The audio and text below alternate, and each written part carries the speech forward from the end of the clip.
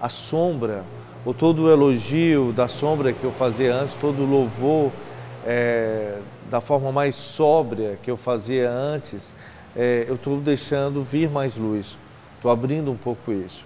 Então, estou revelando, de certa forma, as personagens. A narrativa está ficando mais explícita, porque eu assumo mais a palavra, e a palavra é narrativa. A partir disso, eu venho tentando retirar a pintura de espátula, que é o que eu faço, que é o que eu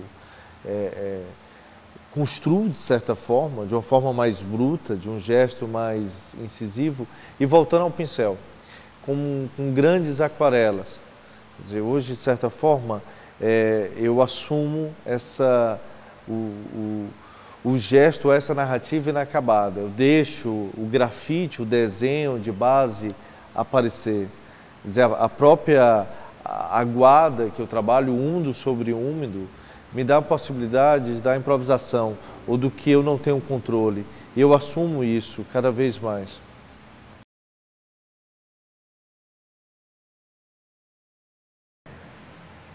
A imagem e a consciência de um trabalho cada vez mais brumoso, porque recontar essas histórias. Eu acredito que quando você traz essa memória, ela é sempre falha. Porque ela, obviamente, parte sempre da minha percepção. E tudo, todo fato, todo encontro, toda circunstância, o tempo, o espaço diverso, ela tem diversas percepções. Tem a minha, tem a do outro, tem a percepção do instante, tem a percepção gerada por vários itens. Mas a construção dessa memória, desse novo fato, contado e recontado, e que a cada momento eu tenho novas informações ou novas percepções, onde eu construo e somo lacunas, vai me dizendo o que sou. E, de certa forma, vai me libertando, me liberando, ou me dando novas opções para outros caminhos. Então, de certa forma, é encarar um pouco o que foi. Mas o que foi não como um norte, mas para me desfazer de lastros. Eu, não sei porquê, carrego muitas coisas. Carrego um lastro, um fardo, às vezes, de muitas memórias. Não sei se pela dislexia, mas eu tenho uma memória intrusiva. Eu sou capaz de transcrever uma conversa que eu tive com alguém de uma forma completamente aleatória, há 8, 10 anos atrás, e transcrever e falar e descrever cheiros, cores, tatos, lembrança. Isso às vezes é muito, isso às vezes transborda. Então, às vezes, talvez a restauração dessa ausência é recontar o envolvimento com essa memória, recontar de uma outra forma, ou recontar encarando e desfazendo qualquer equívoco, talvez.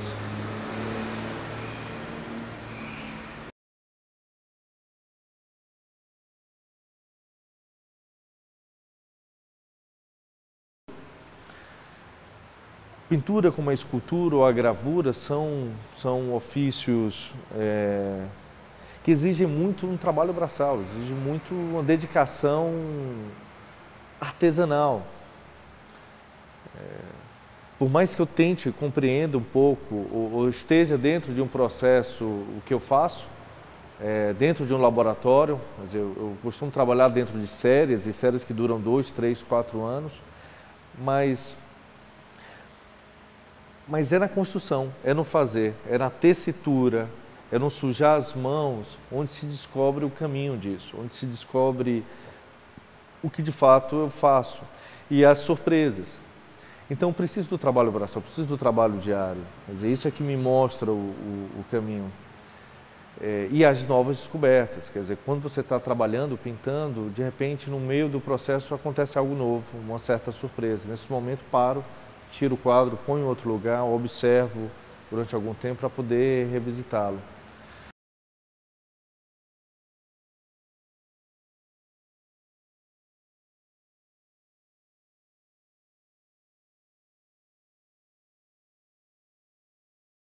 Quer dizer, toda imagem é uma questão, é uma afirmação, uma negação de um discurso, mesmo quando esse é inconsciente ou não é percebido.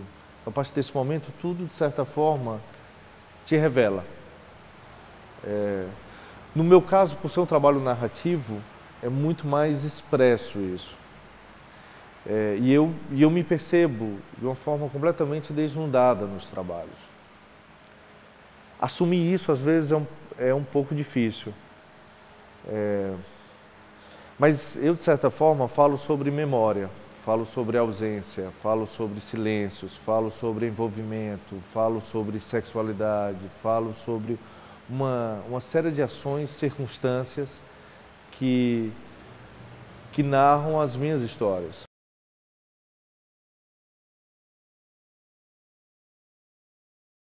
A literatura é extremamente presente no meu trabalho, a palavra é muito presente. E aí eu consigo sempre pensar em várias respostas para isso, ou por quê.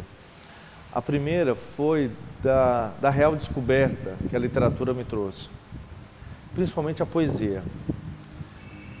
A síntese que a poesia faz, e aí eu posso até descrever alguns poetas que falam a mesma coisa, e é o que eu tento trazer para o meu trabalho. Quer dizer, houve primeiro essa grande lição da síntese, da compreensão com o mínimo de palavras, com usar o mínimo de possibilidades, de tirar qualquer artifício, qualquer excesso. Mas, na verdade, a poesia e a literatura, a grande lição, para mim, é me falar sobre a humanidade. A literatura que me ensinou sobre a humanidade. Não a humanidade de uma forma maior, mas que somos uma massa una e que passamos por diversas trajetórias, diversos percursos que se repetem sempre. O medo, a insegurança, o amor, o pranto, o gozo, a decepção, a ira, a raiva, a força. Me ensinaram que é uma trajetória que dessa mesma forma, do passo audaz, do passo intrépido, mesmo quando assustado, se repete diversas vezes. Só isso para justificar como é que um poeta andaluz do século XIX, numa manhã de 1919, em Nova York, consegue escrever um poema onde, mais de 100 anos depois, eu consigo identificar-me de uma forma tão intensa, tão visceral, de haver um pouco essa ligação e de imaginar-me lido ali, como se eu escrevesse aquilo. Obviamente, tempo, espaço e circunstância abissal entre as duas coisas. Mas a repetição, de certa forma, disso, do amor e morte, e nesse processo de amor e morte, de paixão, construção que todos nós percorremos, inevitável, e que não há como se esconder disso, não há máscara ou verdade que consiga esconder ou ser guardada nesse processo, é a grande lição.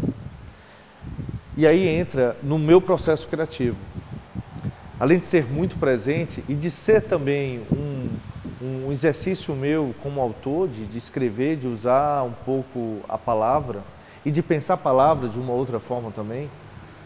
Talvez também pela dislexia, para mim desde criança sempre foi muito fácil pensar na palavra, deslocá-la de qualquer contexto, pensar na palavra objeto, pensar na palavra força.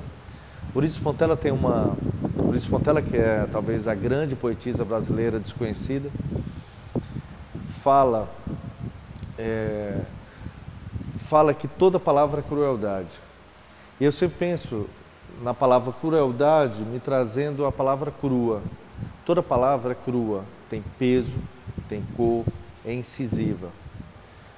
E merece todo o respeito por isso. Mas toda essa palavra é sempre um convite ou é um caminho para a minha poética. E é a poética como ambiência. A poética como um convite para todas essas conversas internas, para liberar, de certa forma, esse carrossel de imagens que eu guardo e que eu celebro em festa, ou que me atormenta às vezes, para tanger. A palavra tange a imagem em mim. De certa forma, é um pouco isso. Essa é a grande importância.